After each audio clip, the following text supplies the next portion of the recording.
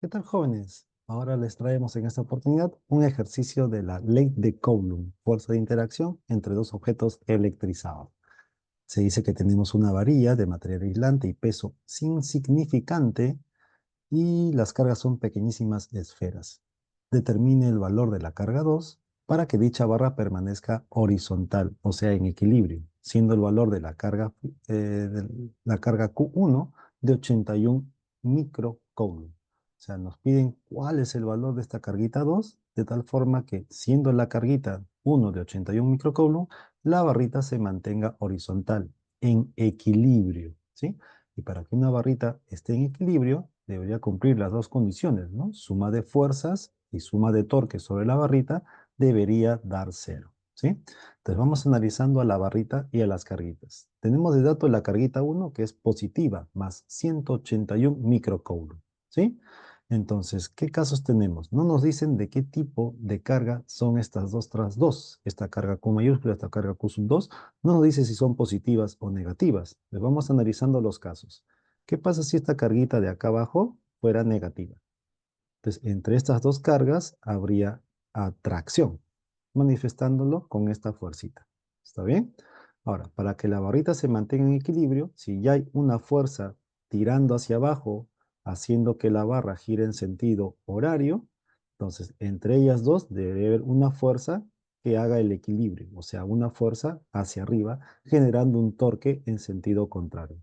Y para que eso ocurra, estas dos carguitas deben ser del mismo tipo, porque esta fuerza sería de repulsión. Entonces nos queda que la carguita 2 tiene que ser negativa. ¿Está bien?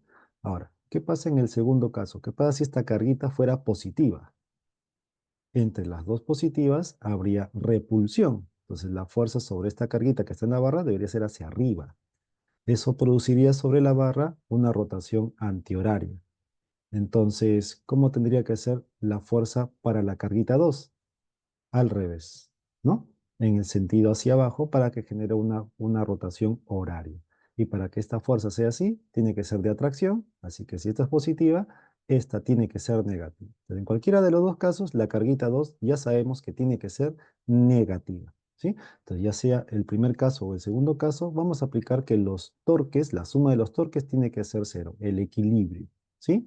Y en todo, vamos a calcular el torque de esta fuerza y esta fuerza. Las etiquetamos, por ejemplo, como fuerza 1, la fuerza sobre la carguita 1, y la etiquetamos como fuerza 2, la fuerza sobre la carguita 2. Entonces, ya sea en el primer caso o en el segundo caso, la suma de torques tiene que ser cero, o simplemente la cuantificación, ¿no? La magnitud del torque de F1, que es un torque en un sentido, debería ser igual a la magnitud del torque generado por F2, que es en el otro sentido, ¿no?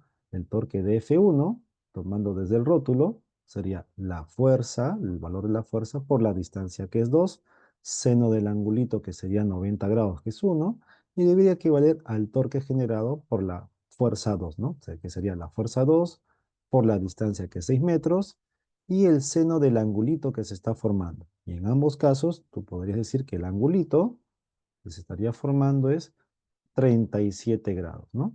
Y eso lo reconoces por el triangulito que se está formando de 3, 4, 5, ¿no? Acá hay un triangulito 3, 4, 5, este angulito es 37, ¿sí?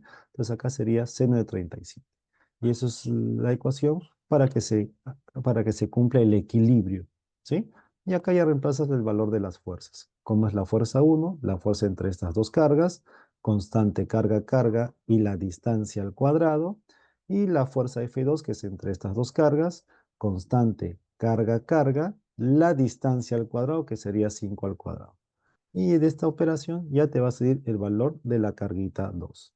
Vamos eliminando, vamos reemplazando que la carguita 1 es 81 microcoulomb, seno de 37 3 quintos, y despejas la carguita 2. Haces el despeje y la carguita 2 te queda como 125 microcoulomb.